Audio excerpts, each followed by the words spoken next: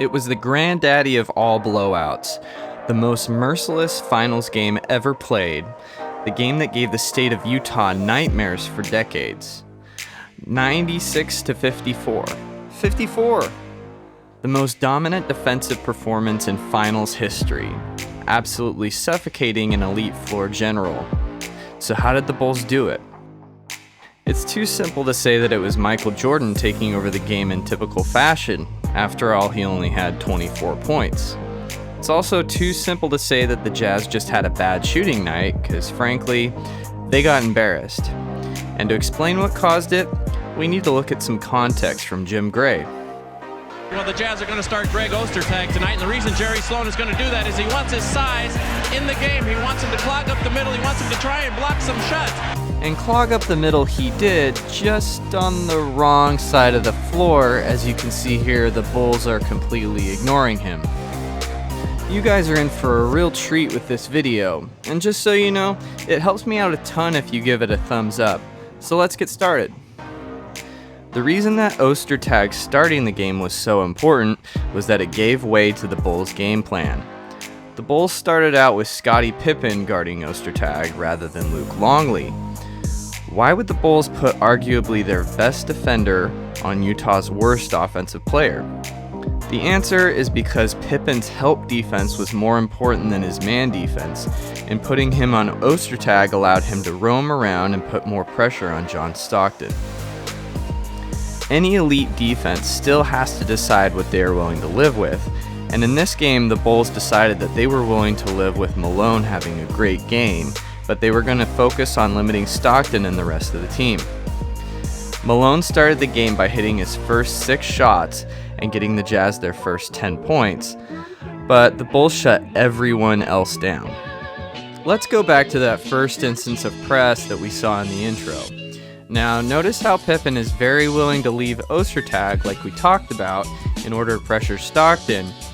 But the key to this is that he's always ready to retreat back to Ostertag once Stockton makes the pass. They're willing to risk giving up a layup or fouling Ostertag in order to shut down Stockton, since he's the engine of the Jazz offense.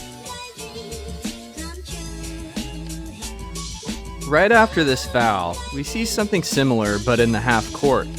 Stockton gets the step on Harper, but I'm sure he sees Pippen is ready to leave Ostertag again and help, which intimidates him into this mess of a shot. Despite being only 2 minutes into the game, we start to see a pattern emerge of Greg Ostertag not running the floor.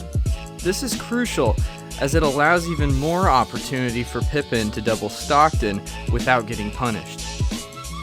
The Jazz try to post up Greg Ostertag here on the smaller Pippen, but it doesn't work as Ostertag misses 2 bunnies in a row.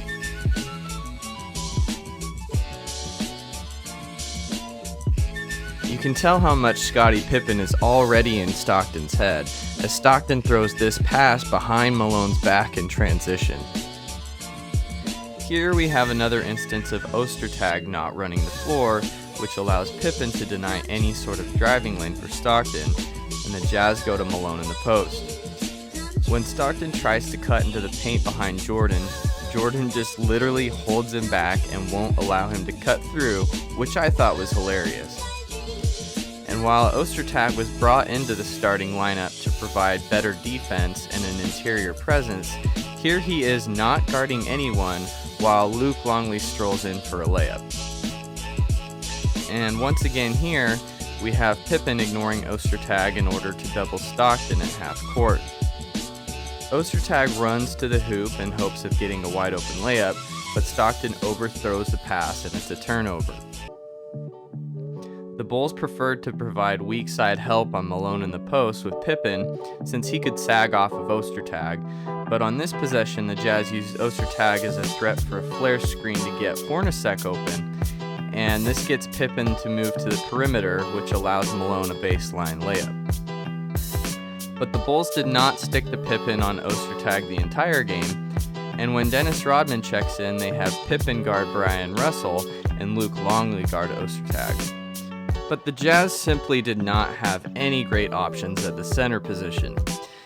Immediately after Greg Foster checks in, He gives up an offensive rebound off of a free throw by simply not boxing out Tony Kukoc, who isn't exactly the most intimidating presence. When the Jazz were finally able to get a clean look out of the Bulls' pressure defense, Hornacek missed a wide-open corner three, which is just a backbreaker.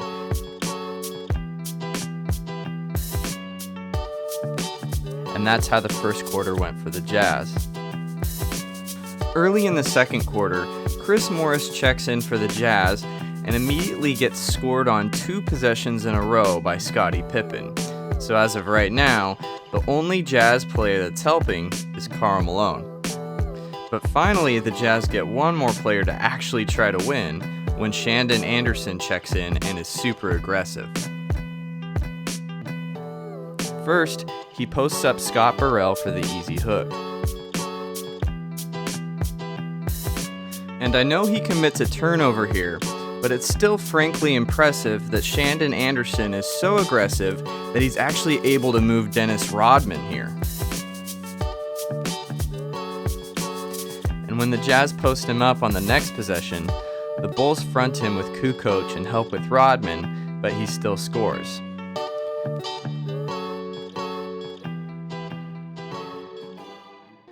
The trend continues when the Jazz get the ball to Anderson in the post again, and he draws a shooting foul.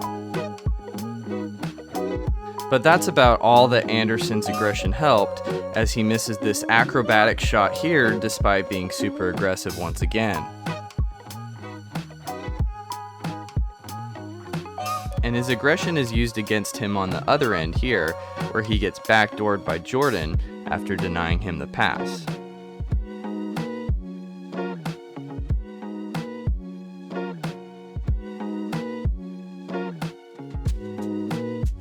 But it wasn't just Ostertag that Pippen roamed away from on defense, and this play might be the best defensive play of the game for Scottie Pippen as he roams away from Antoine Carr this time to double Stockton.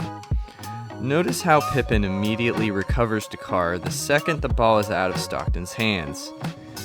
Now, the Jazz had gone to the Stockton-Malone elbow pick and pop the last few possessions, where you would see Stockton come off the pick driving towards the baseline, with Malone popping up towards the top of the key. But this time, Stockton rejects the screen, and Malone rolls rather than popping. But despite Carr relocating to the top, Pippen has the split-second awareness to help on Malone's roll and draw a charge.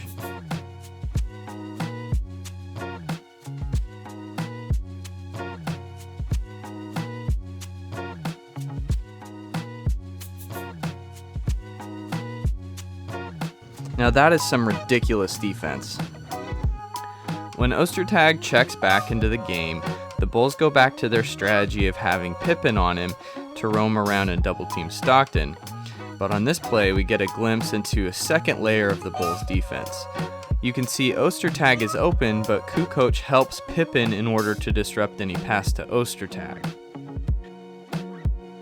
And here you can see just how much Pippen is bothering the Jazz as they commit a backcourt violation on the inbounds pass because they are worried Pippen will steal the ball. This is just outright intimidation at this point. And with the Bulls once again in their full court press and the Jazz unable to beat the press, Utah calls a timeout.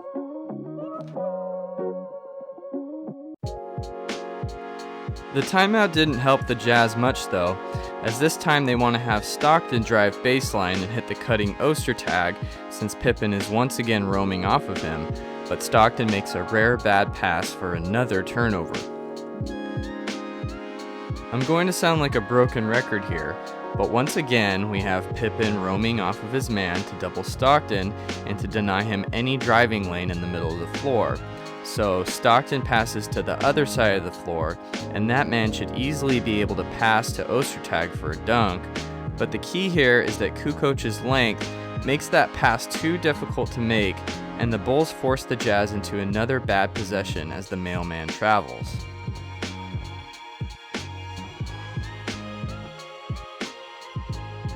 Now remember that play we just watched where Stockton drove baseline and made a bad pass to Ostertag? Well, here's the exact same thing, but with Foster. And to close out the half, Tony Kukoc nails a tough jumper in isolation, and then the Jazz simply gift the ball back to the Bulls twice. Wow. So that was how the first half went, and I would cover the second half as well, but it was honestly more of the same and just depressing. So I'll leave it at that. Let me know what you guys think in the comments, and thanks for watching.